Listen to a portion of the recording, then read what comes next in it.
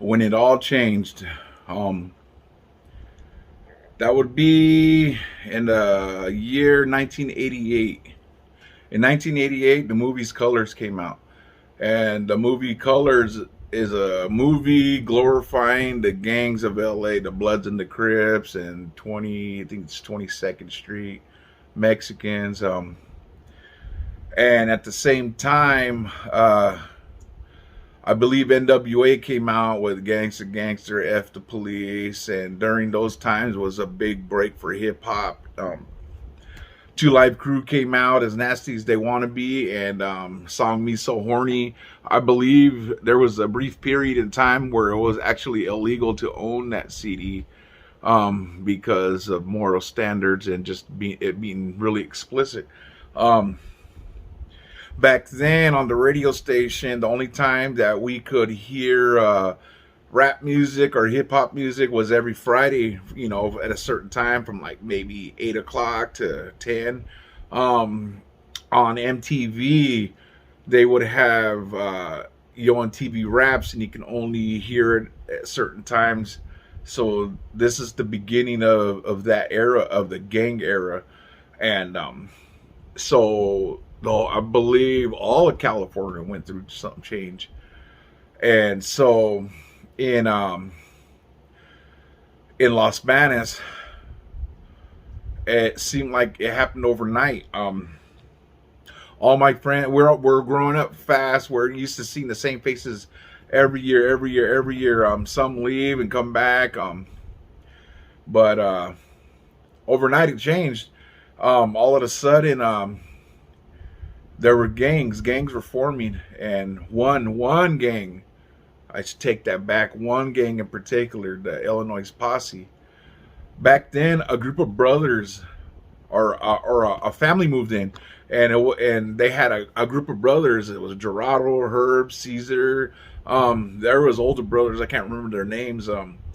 And they had a group of sisters. Irma, Ruby, Felicia, Monica. And it was a big family, and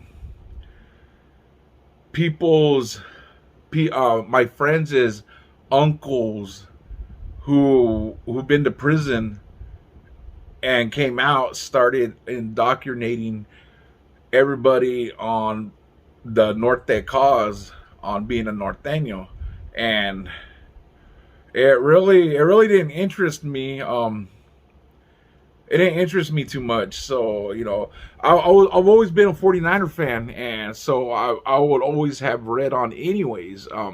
But it had nothing to do with gangs or anything like that. Um, I love the 49ers. My mom was a Raider. Um, and like I said, growing up, football, we played it religiously. It was the world. And the fact that the 49ers were just winning Super Bowl after Super Bowl, I mean, just made you more prouder. So, yeah, I wore a lot of red. And so I guess I'm just assuming that my friends assumed that I went along with it. I really didn't pay much attention to it. Everybody slowly started being flamed up, having red shirts. The haircut started. I mean, nothing in particular. Just I remember a lot of DuckTales. Everybody having a lot of DuckTales. And inside the fades, they would get letters, the letter N, and all over the garage. And there's a lot of garages in Illinois. XIV started being spray painted everywhere. All over the payphones at the Circle K was XIV Norte. The number's 14.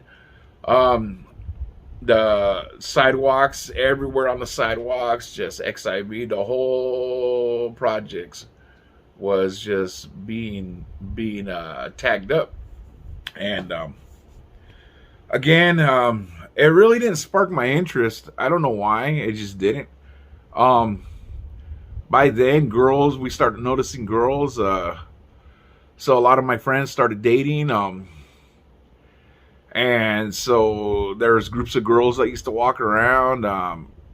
be groups of guys. There was already grouping, but or I want to say around 7, 8 o'clock at night, everybody went home, so the projects would be empty, and the only ones out at night at that time were the paisas. They'd be out there drinking. They'd be in the garages drinking and everything. They'd be outside listening to music. There'd be some neighborhood guys out there listening to music, and that's about it. And so when things changed, all of a sudden my friends started saying the words norte, and again, it didn't interest me. I just didn't know. I didn't take time to ask questions. So in sixth grade, for me it changed because a new guy came to school. His name was Robert Escalante, and he was a sureño. And up until that point, I never even knew what a sureño was, but he didn't come right out and say it. But for some reasons, my friends, they knew he was different, and right away, I mean, this guy, there was just something about him. Something was way different than what I'm used to, and everybody took notice. This guy was clean. This guy, his hair, the way he spoke, the way he carried himself, he talked tough. He was tough. He's an instant star with the girls. So all of my friends, his girlfriends, all of a sudden, everybody was just taken to this guy. And he moved into the Capri Apartments, which just a little bit off of Illinois. It's still right there. I mean, literally like 30 yards away from Illinois, but it's a little bit off of Illinois. And he had a little brother named Alex, and it's just I was fascinated by this guy. I was fascinated by him. I started talking to him. We're hanging out, and biggest mistake I made was walking home from school with him, because every day after school, my friends, they would say things to him. Then all of a sudden, this guy would get up and just sock one, and chin check him, and then so it's a bigger. He'd hit one of my friends, and one of the bigger ones would step up and say, all right, I want to fight you for hitting my friend. So after school, it seemed like every other day after school, he was getting on a one-on-one fight, and he was winning them all. And I would walk home with them. And so over time, my friends would view me as the enemy, and it's understandable. So I would walk to his house, and his Uncle Joe, he had his Uncle Joe, and his Uncle Joe looked exactly like Paco from Blood In, Blood Out. He had the white slingshot on. He had the creased up black khakis. He had his little kung fu shoes going on. He had his hair slicked back, and he had his brim on. I mean, he looked tough. Like I said, this is something that I just wasn't used to seeing. His mom was an old school chola. She was a sureña. And growing up, I was always the kid that would break into things, steal things. I was always the kid, always into something. I was always had the police around. And all my friends' understandably, all my friends' parents, they would tell their kid, hey, this guy's, he's bad news. He's in a lot of trouble. And I was always on probation. I was on probation for stealing, getting caught stealing, like I said before, and for breaking into houses. Me and my sister Cheryl, we broke into everything. Our neighbors' houses. I mean, we were on it. We were grinding. So it was a big difference from going to friends' house, and my norteño friend's house, and their parents kind of, be like, hey, how you doing? You kind of tell that I wasn't wanted around because, I was a bad influence on their kid. I was on probation all the time. And I guess I started my criminal career off really early, more advanced than my friends did. And they would start their career off later on in their teens. Mine started when I was in my adolescence. So, but his mom treated me with respect, and in her eyes, like me being on probation already, like I was already on the right track, so it was a big difference. It was from other friends' moms that wanted the best for their kids, telling them, like, hey, I want you to stay away from him, to going over here and to a mom who basically encouraged it.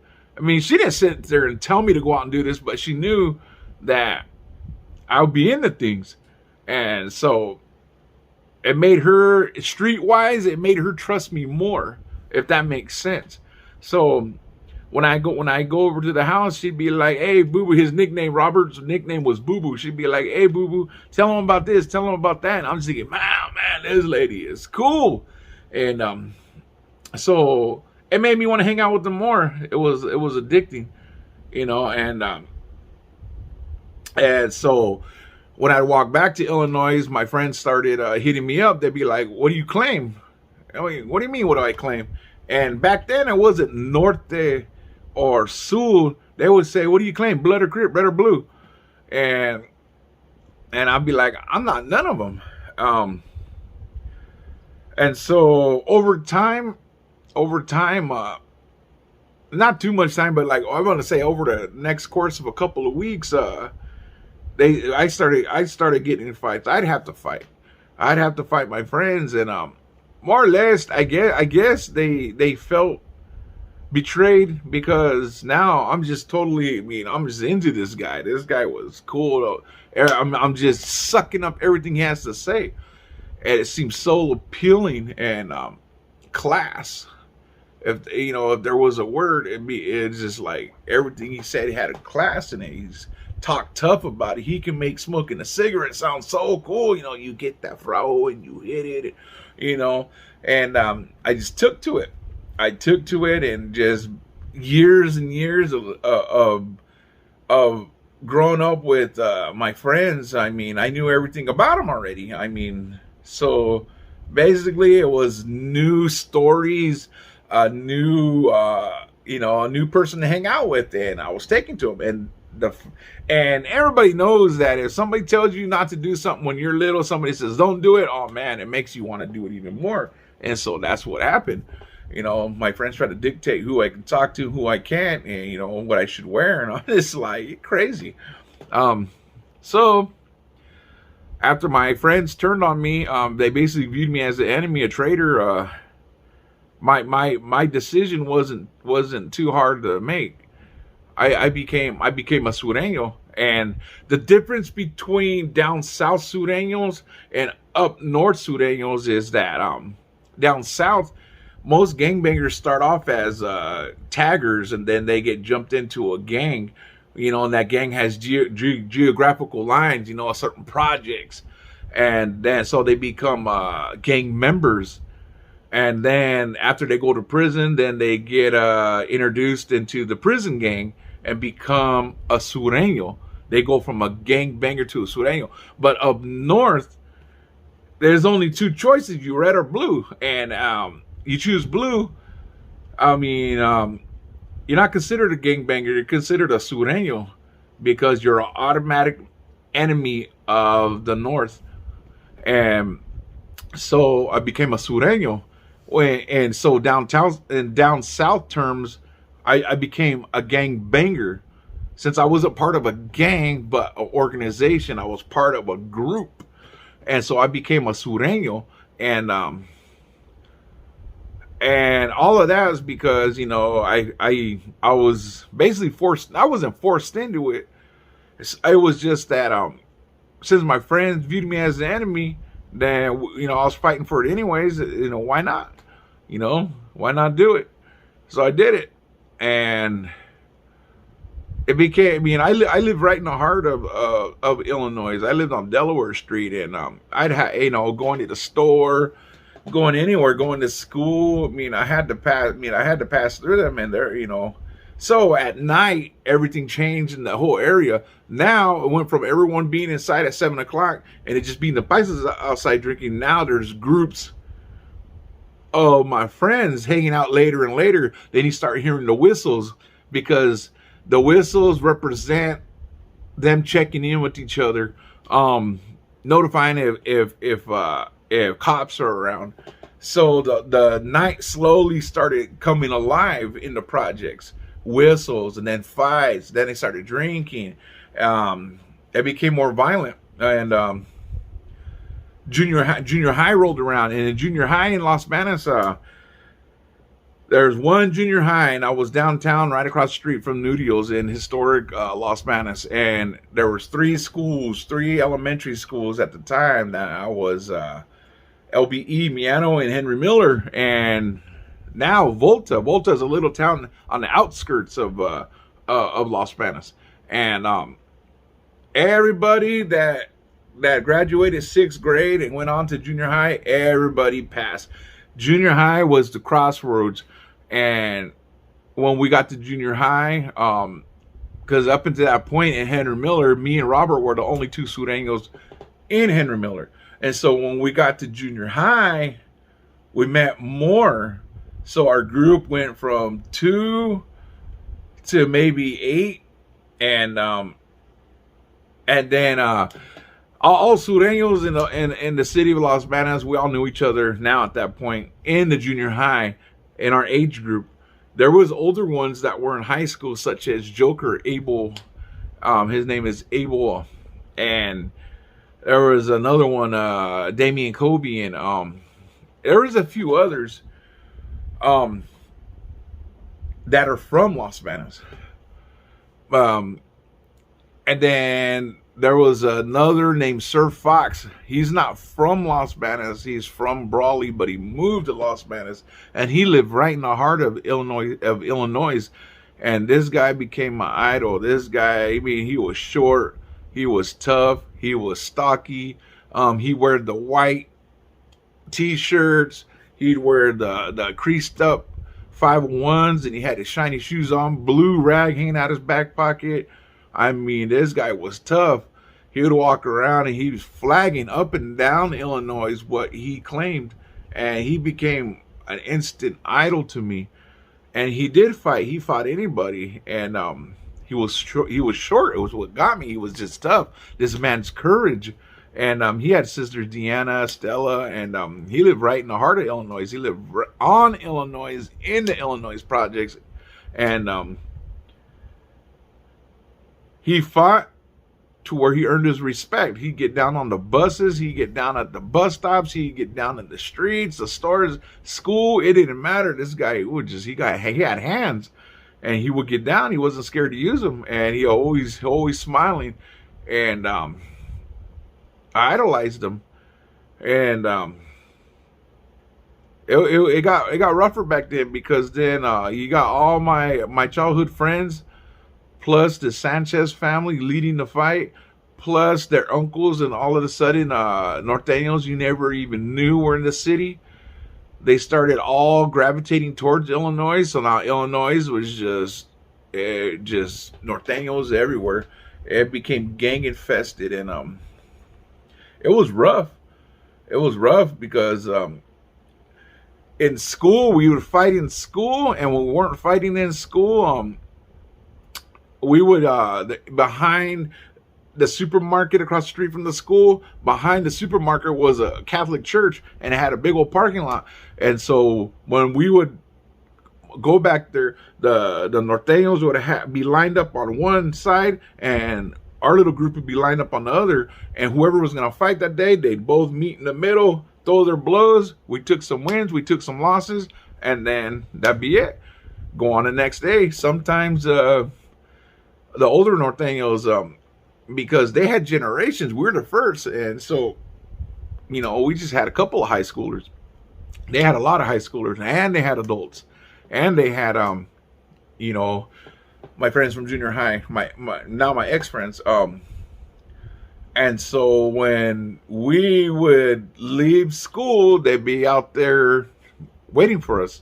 So it became a fight to get home, and we did, and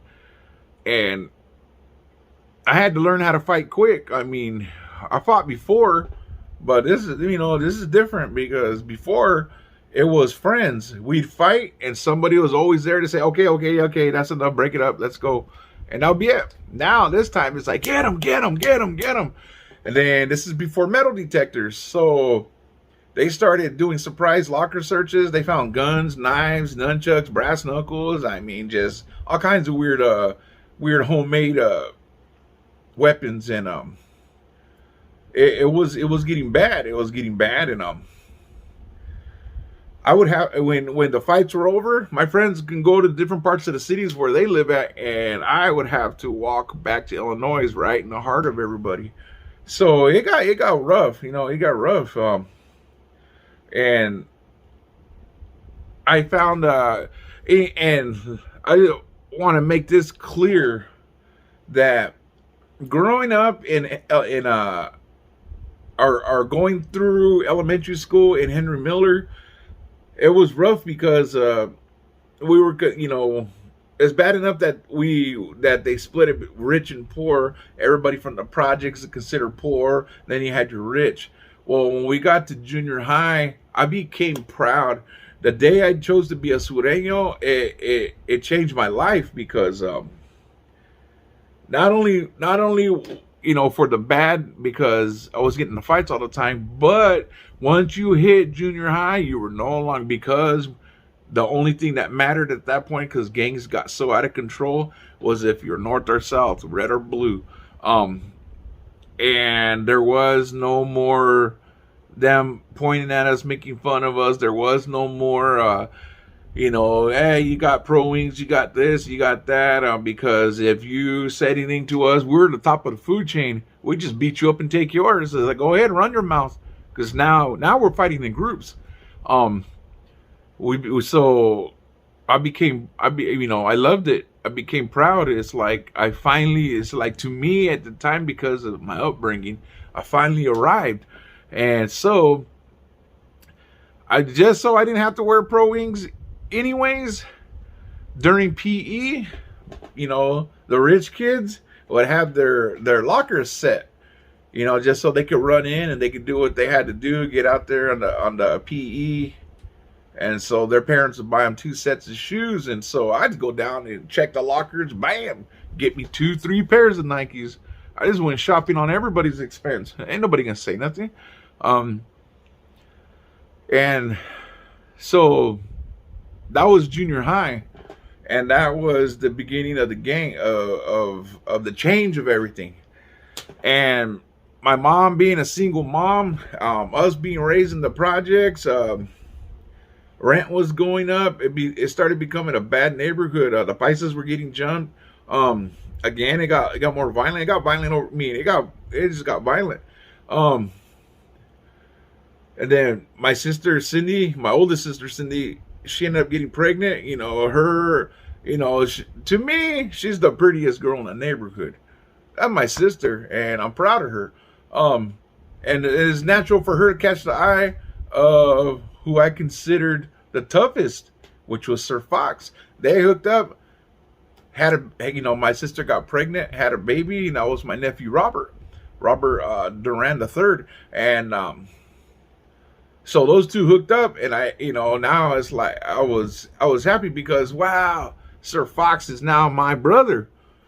And so my sister got pregnant, and then my older sister started experimenting in lesbianism, and we're still breaking into things. We're still getting in trouble, but I already been to juvenile hall, and now bringing this gang stuff home.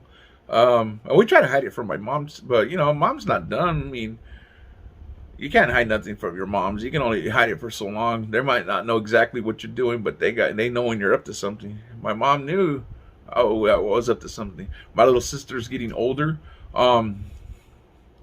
She's still a baby, but she's going to school now, and my mom, because of because of what we were all getting into, my mom needed help. She was a single mom, and she was trying to protect my baby sister, and she did. She protected her. Like I said, my mom stood tough, and I had nothing but love and respect for my mother. I watched her fight some hard fights. I watched her get abused. We used to sit there when my little sister's dad would beat her. Cops.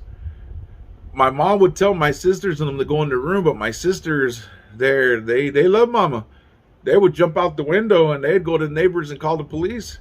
They'd jump back in the window, and then the reason they jumped back in the window was because back then the police they if you didn't give them consent to go in your house, they weren't going to go in. So even though they knew that my mom was in there possibly getting beat up, they'd just be knocking on the door, the flashlights in the windows, and my little sister's dad would be sitting right there on the couch, and he wouldn't let us by the door. And then my little sister, my sisters would come out, and they'd be crying. They'd be like, "Mom," and my mom would be, because again, my mom would be like, "It's all right, it's all right, it's all right." And then sometimes my mom would throw him in. Sometimes he'd go to jail, sometimes not. But we used to witness that. My mom's tough.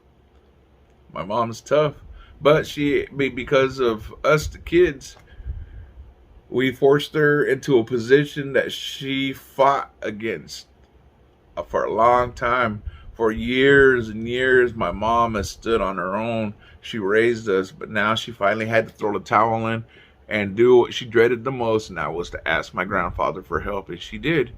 She asked my grandfather for help, and I ended up in a part of a court case to where they were eventually going to take me away, send me to YA, or make me a ward of the court, whether it be a group home or YA. One of the two I was going to end up in, and my mom wasn't going to let it happen. So my mom took me, my sisters, and because my sister Cindy was pregnant, she went to go live with the father's parents.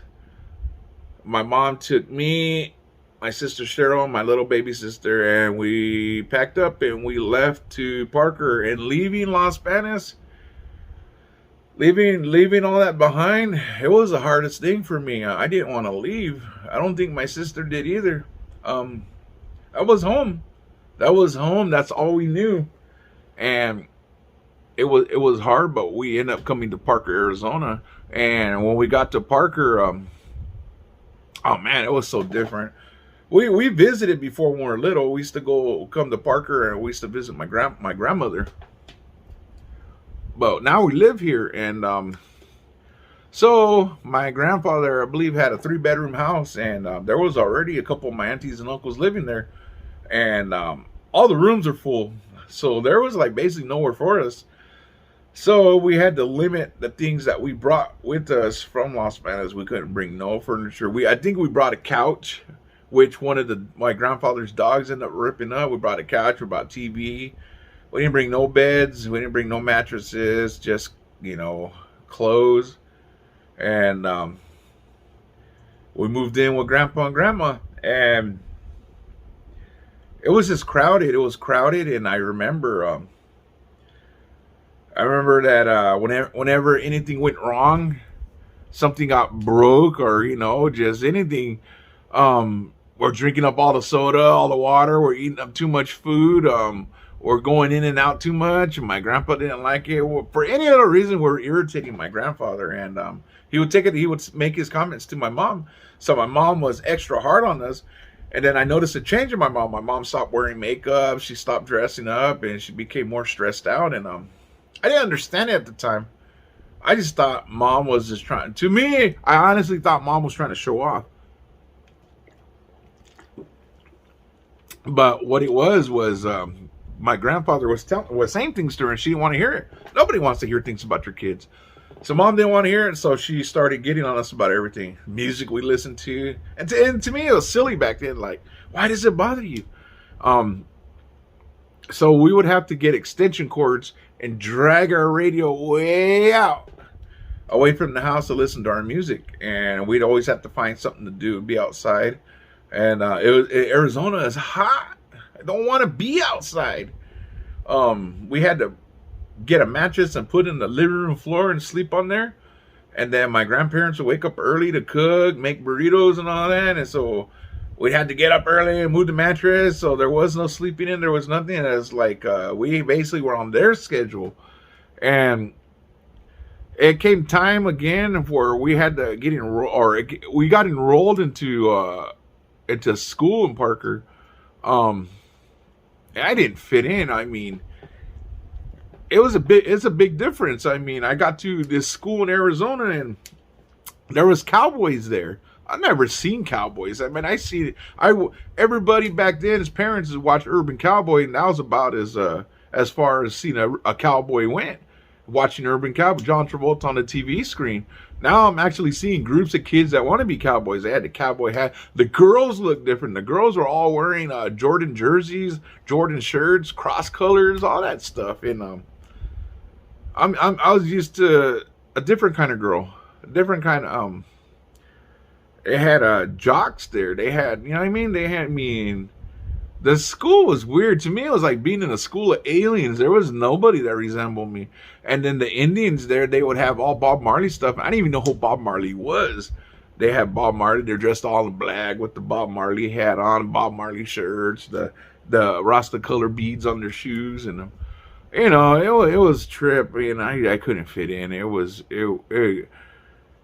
just anxiety. You know what I mean? And then people start calling me a wannabe because of the way I dress. I wear a white t-shirt, the black khaki pants, Raiders hat, when I colored the Raider symbol blue.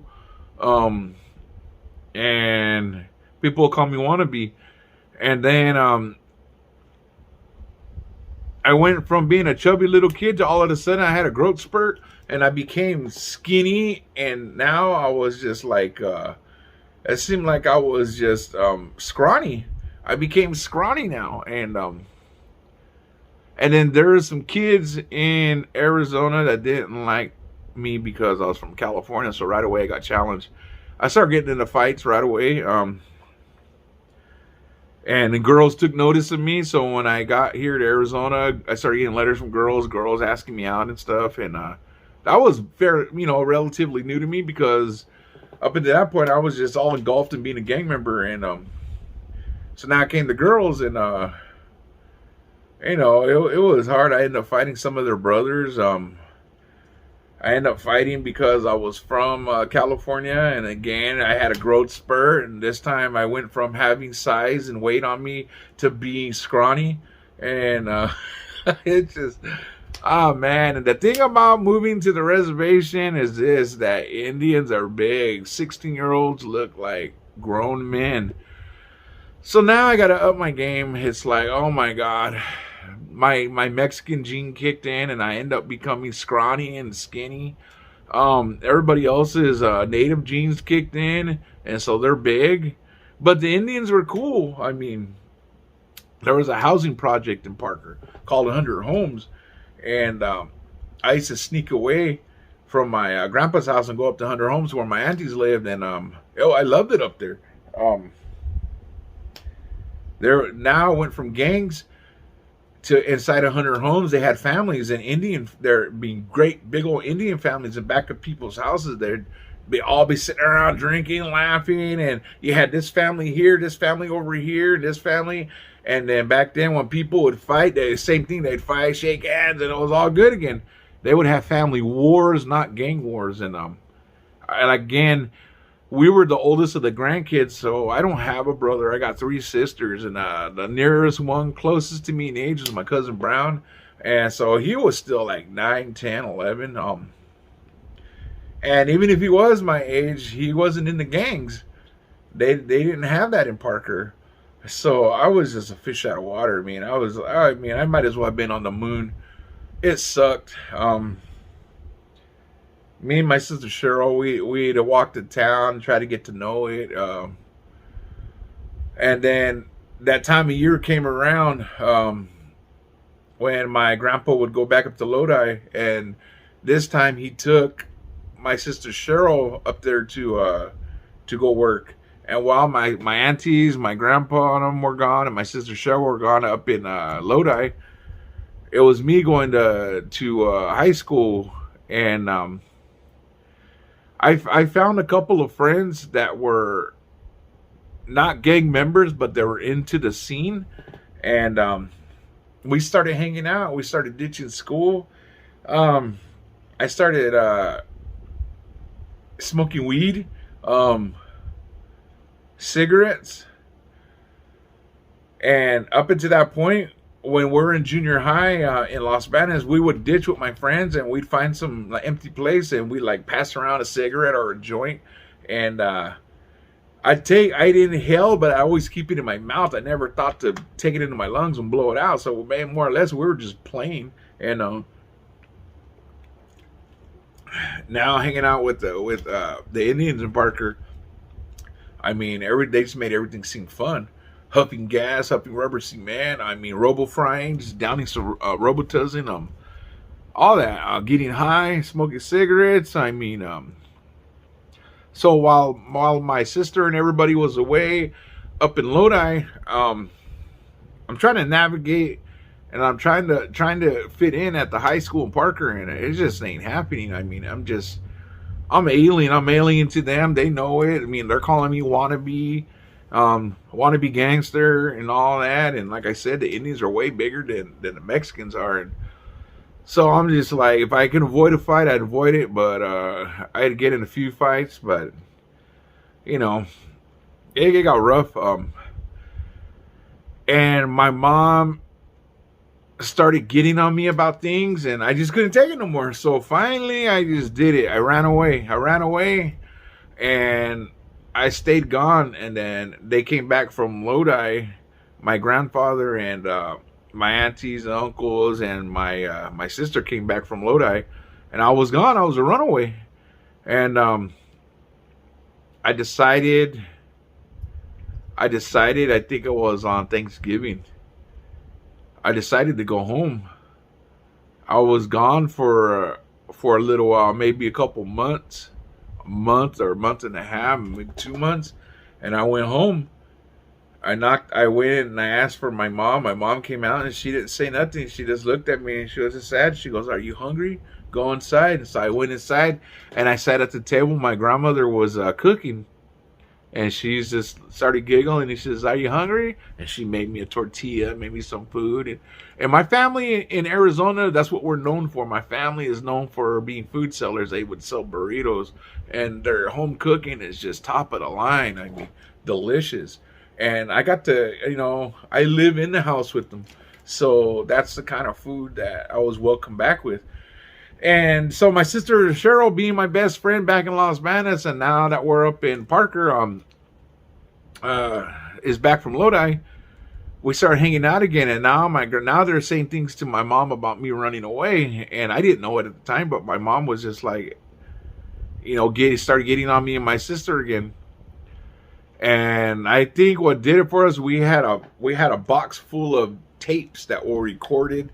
Because back in the day, you would just put a blank tape in and push record, and you would get your favorite song. So we had a bunch of tapes, and I think my mom, to punish us, she got our tape and she pulled it out.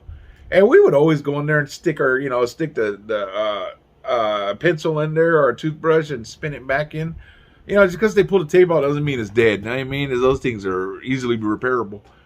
But when she did that, I was just like, I already had it in my head, I was already cocky, and I don't care, I just run away again. So I packed up my stuff, and I was headed out the back door, and my sister Cheryl caught me, and she was like, "Where are you going?" I told her I'm running away, and she's like, "Okay, I'm coming too." And we ran away. We ran away to the projects, and by that time, when I had ran away the first time, I went to go stay with, I was staying with the Scott family. And that's where I stayed at, and just got drunk, got high. We played basketball. I mean, we did all kinds of things. I mean, it was fun, but eventually I wanted to go home, and so I did. And I remember my friend telling me, he's like, "Man, don't you miss home? Don't you want to go home?" And so I went home. I went home on Thanksgiving, and so the second time we ran, I took my sister Cheryl. And we ended up in the projects, and she started drinking for the first time. We were showing her how to get drunk, and then Hunter Homes at the time it was a fun house. So you could wander around anywhere, and there would be partying all over the place, and and it was friendly too. So we went up there and we got drunk, and my sister ended up meeting a girl. And one day when I was getting high and walking from one house to the other, I'm wandering through 100, and I would walk along the back of the houses in case I see my mom or my family. We would run and hide from them because I didn't want to go home. And I had like maybe 4 family members at the time that lived in 100 homes. So we were on the whole, spy versus spy mission. We'd be going ducking and dodging, going behind houses, wearing hats. I mean, moving at night with the hoodies on and everything. And so I'm high as a kite, and I'm walking through 100 homes, and a van pulls up, and there's an older lady in there. She says, "Get in." And normally you have some sense not to, but I got in, and this van started driving me down in the valley, down a dark road, and I was just like, man, it could have been a serial killer, but it wasn't. Ended up being an angel, and her name was Aggie Bo. She told me to get in the van, and she drove me home. And when I walked into the living room, there was my sister, and there was my sister's new girlfriend, Stephanie Nerdy Bo, right there. And mom brought me in, Agnes Bo. I guess she had met my sister earlier in the day, and then her girlfriend Stephanie told her mom to put the position we're in, that we're runaways and we have nowhere to go. So her mom went into Hunter Homes and looked for me, and she found me, and she just said, "Get in." And I got in. And then she didn't give us no lecture, nothing. All she said was, sleep on the couch, and in the morning we'll talk about living arrangements, what my chores are going to be. And she never lectured me. There was never none of that, what you're doing is bad, you're hurting your mom, this and that, don't run away, respect. None of that. She's like, we're gonna learn to live as a family. You're gonna sleep on the couch, and when you wake up, you're gonna wash dishes. You're gonna when I come home from work, you're gonna read me an hour of the Bible. We're gonna do this again. And she did that. We sat at the table, and I learned the Bible through her. She was a good woman. She had a good heart. And me and my sister Cheryl were runaways for about a year. And my sister Cindy escaped an abusive relationship in Los Banos, and came on the bus to Blythe, get dropped off in Blythe to reunite with the family. Which now I'm gonna get to meet my newborn nephew for the first time. And so the bus, and my mom didn't even know she was coming. We were in contact with her, and she already knew that we had ran away. And so the bus had dropped her off in Blythe, California, and Agnes Bo drove us up there, and we picked up my sister Cindy, and I got to hold my nephew for the first time. I was proud. It was a beautiful moment, and we still didn't want to go home, so we ended up taking my mom was at bingo at the Elks Lodge, and so we went looking for my mom. And so Agnes parked outside the bingo, and when my mom came out, my sister Cindy got out of the car and walked up there, and my mom broke down because up until that point, all my mom had was my baby sister Lisa. And I'm pretty sure my grandpa and grandma and them didn't waste a second at throwing it in my mom's face that your kids ran away, don't want to be with you. We must have made her feel like trash. And I didn't mean to do that to you, Mom. I didn't understand what you're going through. And I love you, and I never would think about hurting you like that. None of us. But so when she finally seen Cindy and my nephew, my mom broke down crying right there, and they embraced each other. And my sister went home with my mom. So now my sister knows where we're at, and my mom doesn't. And so my sister's living down at my grandpa's house, and then my sister went to go see me one day. She had my grandma take her, and I was outside, and my grandma saw me. She went and told my Uncle Kerry, or my Uncle Darren. My Uncle Darren got in the car, went down there, got me, and said, "Get in the car," and drove me to the police station. And then my mom picked me up from the police station. And when they picked me up from the police station, I got to go home. And I've been gone about a year. I got to go home, and then everything changed. Everything changed then. My mom no longer lectured us or anything. She was just happy to see me. And then my sister Cheryl decided my sister Cheryl left when she was 16, run away with me, and she's been gone since. She stayed there throughout the years with Stephanie and Aggie. And I went home. And as soon as I got home, my grandpa started in again on us, my mom, because we're the older the grandkids. And he eventually told my sister Cindy she had to leave. And my mom lost her kids enough. We ran away. My mom had it. My mom put her foot down and said, no, if you're kicking my kid out, I'm going with him. And I remember that day, me, my sister, my little sister, and my baby nephew, we all walked up together, all up to the agency to talk to Mamie Harper. And they got us up in a motel room, and we got our first house in Hunter Homes, emergency house. And up until that point, we always lived in projects inside of Los Banos where we hear everything. We hear everybody's business. And this is our first time as a family having our own house. It's still in the projects, but we got our own house. And we were so excited. And we're all back together again. Cheryl and Stephanie would come up all the time and visit. They would stay there for weeks on end. And we're all back together again. We're a family. And the friends I had made as a runaway, they started coming over, and they finally got to meet my mom and everybody. And I remember running away when I had first ran away, when we had first got to Parker. The first time I met my friend Gumbo was that night. It was Halloween night. We had just moved to Parker. I ran away in the middle of the school year, and I was caught. And they had put me in juvenile hall waiting for my mom to come and get me because it was Halloween night. So I was just going to be in there for Halloween night. And next day, my mom, because I wasn't charged with anything besides running away incorrigible. So my mom just had to come get me. And so after they booked me in, they put me in the holding cell. And the holding cell had it was Gary Jones, Gumbo, I think Anselm, and I don't remember the other guy's name. Yeah, there's like 4 kids in there already. And this is how quick it happened. I used to hear all these stories about Gumbo, and I walked into the juvenile hall cell, and I asked, who's Gumbo?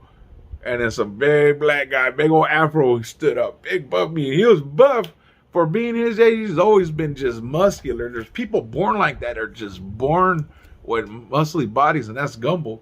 He stood up and he said, that's me. And I said, you want to escape? I didn't want to go home. And he's like, you want to escape? Let's go.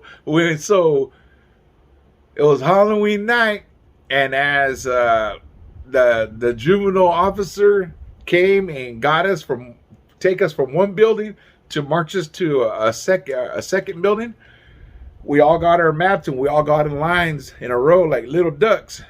And so she walked behind the line to march us in to keep an eye on everybody. And as me and Gumbo, we went in the front, and Gary, he wrote a letter to his at the time girlfriend and gave it to us. And so me, Gumbo, and Anselm, we're gonna escape. And so we just barely met each other too. I mean, I just barely met them too. I didn't know them. I just heard of them. That's it. And so, and that's just the kind of naughty kid I was. And so when we walked from one building to the other, when we went in the back door, we threw our mats, we closed the back door, and then we ran out the fire exit. We took off running into the orchards in Parker. And I don't know how long of a time it was before she figured out we ran. I'm assuming seconds, 15 seconds maybe. In those 15 seconds, we were gone. It was Halloween night. It was cold. We ran through the grape orchards, and we jumped into the canal. And when we got out of the canal, man, it was freezing too. We ran through the bushes. We ran through ranches. And about time we got to almost to the desert, there's a field on the bottom of the desert. It was being irrigated. So we ran, and by that time, the police were all out full force spotlighting. We dove into the mud. We dove into the mud, and we started doing the whole commando thing. And at one point, we got all the way across the field into some brushes, and a cop rolled right above us. And all he had to do was put the spotlight down, but he did it. He slowly rolled away. Our hearts were just beating, beating, beating. And from our socks being wet, they were flapping, and they all came off. So we're barefoot. And so as soon as we got a window, we ran up the mountains or whatever. We went up them, and there's cactuses, there's glass, there's everything, and we made it. We came the back ways to 100 homes, and all the kids are out trick or treating. So me and Gumbo, and it was just me and Gumbo at first. We took off, and then a couple seconds later, I guess Anselm followed behind us, and we didn't know. And so me and Gumbo, we came in through the back of 100 homes, a housing project, and we jumped the fence, and people had their sheets hanging, so we grabbed a couple of sheets and we put them around us like we were ghosts, and we blended in with the kids that were trick or treating. We made it to a girl's house. Again, her Gary Jones had wrote a letter to his then girlfriend, and we delivered it. And when we got there, she gave us something to eat. We got to go to sleep, and we got away. We got away with it, and we ended up splitting up the next day to go off and go do what we had to do. And then a couple of days later, Gumbo showed up, and he had somebody else with him. I think it was Mark Medina. And they had stole a car. I seen a car pull up, and then I was like, "Hey, who's that?" And it was Gumbo and Mark Medina, and so they had a stolen car. They said, "Get in, get in." So we got in, and we started driving, and we're driving through town. We get to Circle K, and the owners of the car came in a different car, and they're like, "Pull over, we're going to F you up." And so we headed out towards Yuma. We started heading out of Parker, and as we're flying out of Parker, that car, they're bam, bam, they're ramming us. And so we're finding everything on the ground. We're throwing the jacks, we're throwing bottles, we're throwing everything to try to shatter the windshield. And somebody, whoever was sitting in the front seat, decided to pull the glove compartment out and give it to me. They gave it to me. I threw it out the window. I didn't know it at the time, but that in that glove compartment, one of them just had got paid, and their paycheck was in there. We got away. We got away from them after playing bumper cars. We got away, and we made our way to Yuma. And when we got to Yuma, we ditched the car. There's no more gas. It ran its purpose. We ditched the car, and we walked around Yuma for a little bit. Then we ended up jumping on a train, and we laid flat. We laid flat on the train, and we started drive. When the train started moving, the wind, man, it got cold. It got so cold, man. And the train stopped somewhere in the desert, and it was heading out towards Phoenix, and we couldn't take it anymore. It was too cold, so we all rolled off. We rolled off the train into the sand and tried to warm up, and there was lights in the distance, and it ended up being a little town called Welton. Well, we crept into Welton. We broke into a house that was for sale. We slept there the night. The next day, we woke up, we were hungry, so we went and we robbed a local like a grocery store. We didn't go into the front. In the back, they had their back doors open. I guess they were restocking. And so we ran in there and grabbed a couple boxes of like cereal and a case of beer. And so we started all heading back to the railroad tracks to jump on the train. And when we headed back, the police came flying up with the border patrol. I was one of the first ones to get caught. Then they caught the other two, and then we all ended up in Yuma Juvenile Hall. We ended up in Yuma Juvenile Hall, and that place is a trip, man. We weren't able to lay down. They made us sit up all day. It was crazy. And we could only lay down at given times. Other than that, was called orientation. We got sent back to Crit. We got sent back to Parker, and everybody ended up going home. So I escaped. And then so when we got our first house in Parker, Gumbo ended up coming up there, and me and that guy, we just got into all kinds of trouble. Upon just first day of meeting them, first couple minutes, we already hatched a plan to escape, and we did it. We escaped from Juvenile Hall. We escaped, jumped on a train, ended up in Welton, and ended up in Yuma Juvenile. It was the start of a beautiful criminal friendship. And then as soon as we moved to 100 homes, we were a family again, and you know things got good for us. And then the gang stuff caught up after getting back enrolled into school again and going to school, meeting all my friends that I had met when I was a runaway. Started coming in the house. We all, life just all started taking off from there. Went back to high school. I had no interest in school. I didn't want to be there. I would always miss first hour, second hour. We'd leave, come back drunk, or I would just get bored. Gumbo ended up going to high school, and I used to ask to go to the bathroom. And I would go to his class and look, tell him like, "Hey, the Principal Bonds wants Leroy Bedell," and he'd really think he was in trouble. I'm like, he'd come out there, and I'd be like, "Let's leave, man. This place is boring." We'd leave, and we'd go to Deb's and start getting drunk. I mean, school is boring. I didn't want to be there. And then me and Gumbo would eventually end up stealing a hearse from the local mortuary, and we got arrested for it. And my dad came.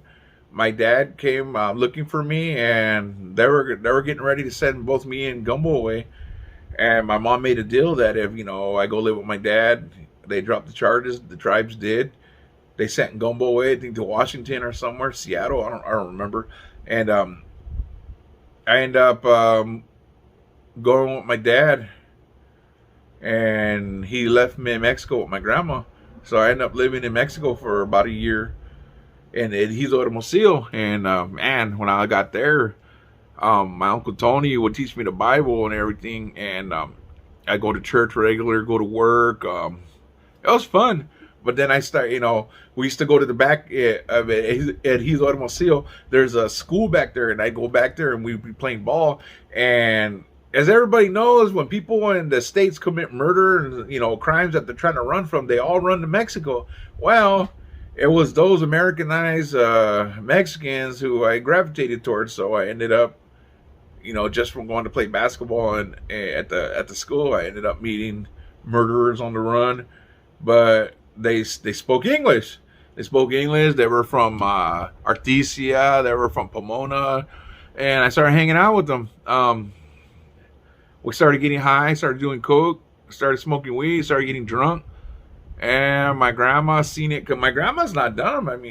She'd take one look at you, and she'd call my dad and say, "You got to get him out of here. They're going to get him caught up." So my dad came back down, got me, and took me home. So I'm back to Parker. And as soon as I get back to Parker, I reunited with one of my girlfriends, and I end up moving in with her, and she ended up getting pregnant. And when she got pregnant,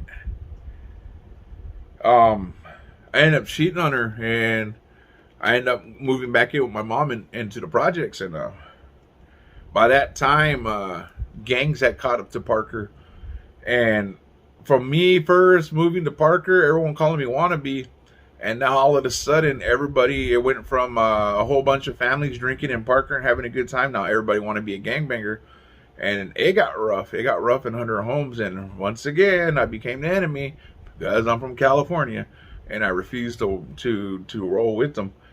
And so the gang life caught back up.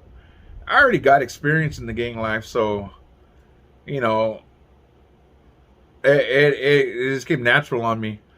And these guys, I got jumped a few times, and a couple of times we catch them, they come back, and when we catch them, it wasn't pretty.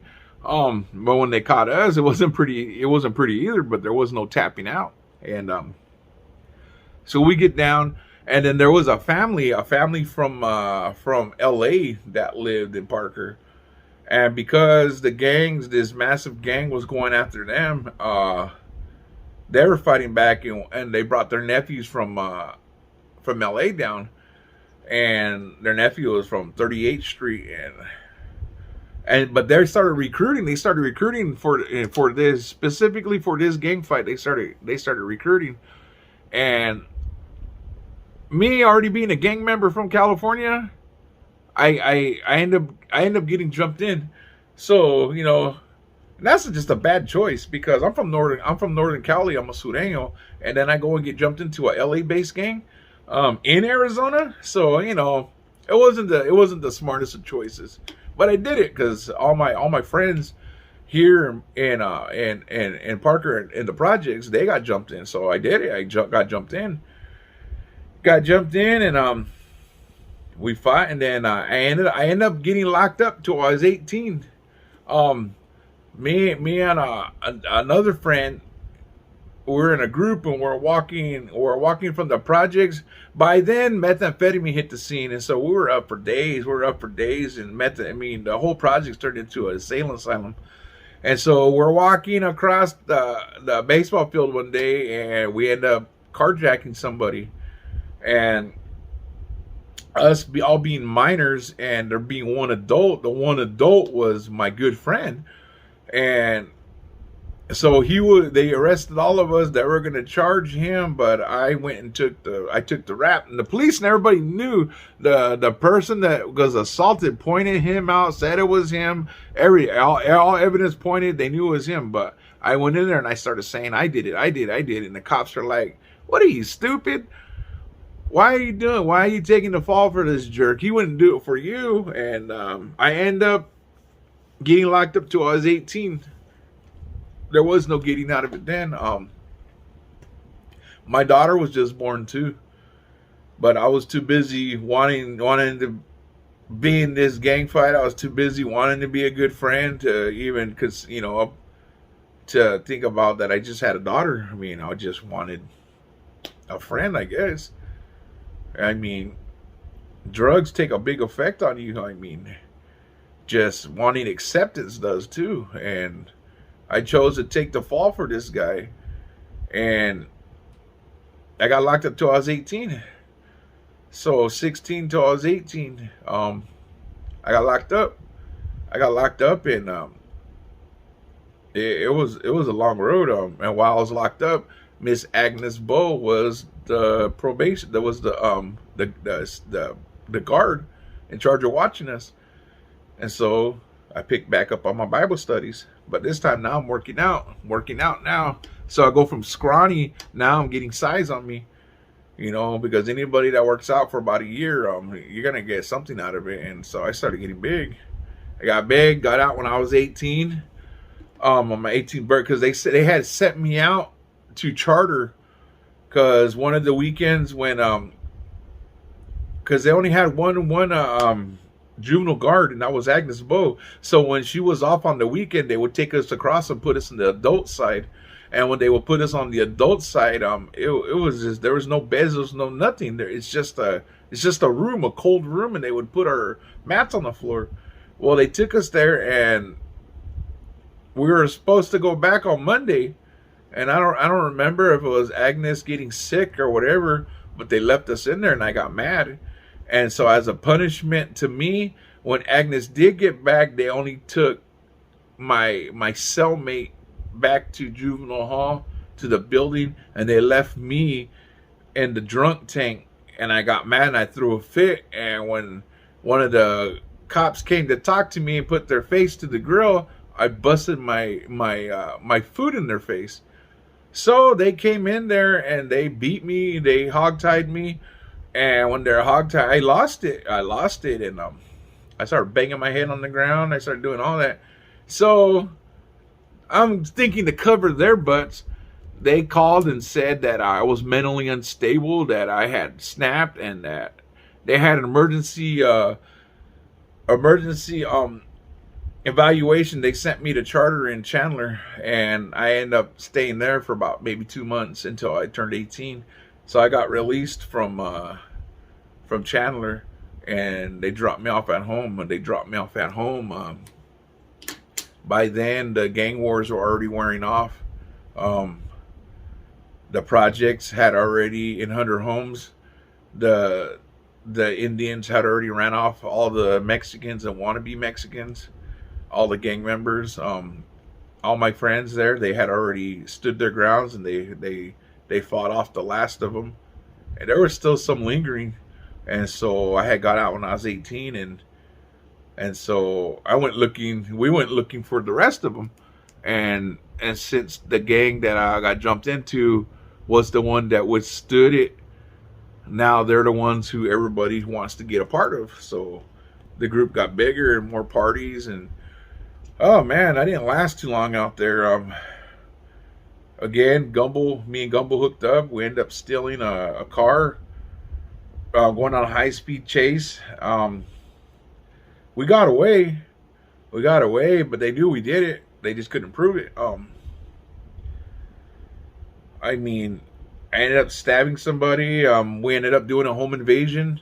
I ended up in a toxic relationship, and I just started building a bench warrant after bench warrant. And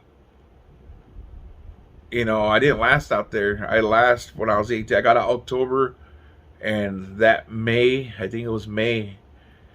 In May, I ended up on a high-speed chase, starting in the outskirts of Blythe, and I almost wasted my life right there. We were gonna do a beer run, and a deputy was called because I guess the store owner knew we're up to no good, and called the police. And while we're outside arguing in the car who's gonna go in and do the beer run, a deputy, Steve Frakes, came pulling up and started pulling us out of the car and questioning us. And I had warrants at the time, a lot of bench warrants, and he ended up wrestling with the driver. And while he was wrestling with the driver, I got into the driver's seat. And while I was in the driver's seat, I started the car and I took off. And while I was taking off, the deputy, ran up to the window and tried to dive in and take the keys out of the ignition. And while he was doing that, I had grabbed his hand, and I was still accelerating. And I ended up dragging this deputy up the highway. And I let him go. He fell out the window.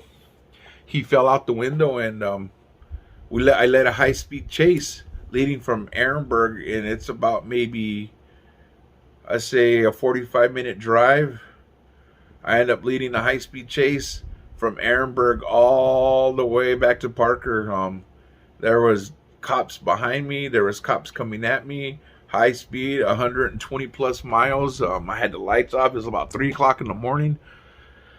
Oh, man. And there was a car behind me. I thought it was a super citizen, and what it was Steve Frakes.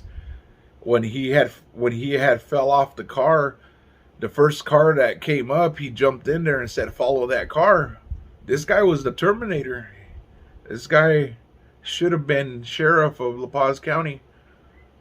He was unstoppable, even being injured, and his injuries, his hands, his tendons were damaged. His tendons were damaged in that, and or so I was told in court. Led a high-speed chase, and then DPS ended up putting a roadblock on the corner of the tribal offices in Parker to prevent me from entering, the town. And I end up ramming this roadblock. I end up going through it, hit the spikes. My car flipped, and one of the first officers to pull me out of the car and arrest me was Steve Frakes. I didn't know it at the time, but he got his man, and just doing that alone, I was like, man, this guy is a Terminator. He was devoted to his job, and he did the right thing. I was reckless. I didn't have no regards for human life. I was selfish, and if that car would have reached into the town of Parker, I would have hurt somebody. He stayed on me. He was the lead chase, and he got me. I didn't know it at the time. I'm still thinking in my head that this officer's dead and he's back there. So I ended up in jail again, and this time because I wrecked on the reservation, I ended up facing tribal courts, and then I had the state of Arizona petitioning for my extradition. And I end up waiving my rights to extradition and going up to county. The tribes did everything they could to protect me, but when you don't want help, how can you help somebody who don't want help? They try to help me by sending me places and all that, and I everywhere they sent me, I messed up. I purposely broke the law, and I purposely did bad things. I was, I mean, I wasn't in a good state of mind. I had no life skills. You know what I mean? And so I waive my rights to extradition. I go up to La Paz County, and I get to La Paz County, and I go to court, and I should be facing attempted murder on a La Paz deputy, but it end up going all the way down to just aggravated assault, and I thank God for that. You know, to Officer Steve Frakes, I'm sorry. You didn't deserve that, and I should have never did that. But you did the right thing of chasing me down, because I would have hurt somebody. And I thank you for that. I thank you, because all of this led me to led up to what these videos are about. And I hope you find in your heart to forgive me. I had no right to do that to you. But we went to court, and Steve Frakes was frustrated because I'm getting away with murder. And while I was up in La Paz County, I ended up catching more charges. Me and a couple inmates caught a child molester, and we end up splitting his head open. He almost died in there, and it was one of the Fidel brothers, or not the Fidel. It was one of the Castro brothers. I can't remember. It was Alex, or he was the investigator in that, and those charges didn't go anywhere. We were arraigned for attempted murder in La Paz County Jail, but I'm guessing it was a DA reject. But everywhere I went, I just got in more and more trouble. And at the time in La Paz County, they were having a rent-a-bed, so it wasn't just La Paz inmates in there. There was a couple hundred inmates, federal inmates for MCC in San Diego. So the whole jail was full of federal prisoners, and I'm going to say 99% of those inmates were all Sureños from down south, all sentenced and awaiting to go to their prison. And La Paz County had a rent-a-bed, so I got right back into the gang scene and started my my Sureño teachings up there. And now that I'm in La Paz County, all the leftover existing members from this gang that used to jump us at Hunter Homes, now when they would come trickling in, we would get them.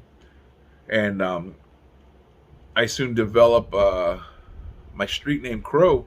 I was dark, and the more I beat these guys up, some started piecing off the back. They refused to go in there with me, and it became Scarecrow.